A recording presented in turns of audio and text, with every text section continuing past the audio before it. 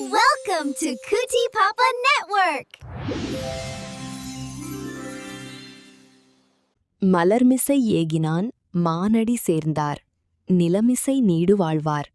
ஒரு அழகான கிராமத்தில் அருள் என்ற சிறுவன் வாழ்ந்து வந்தான். அவன் எப்போதும் நல்ல செயல்கள் செய்வான். காலை எழுந்ததும் கைகளை கூப்பி இறைவனை வணங்குவான். ஒருநாள் அருள் தனது தாத்தாவுடன் குளத்துக்குச் சென்றான். அங்கே பெரிய தாமரை மலர்கள் மலர்ந்திருந்தன.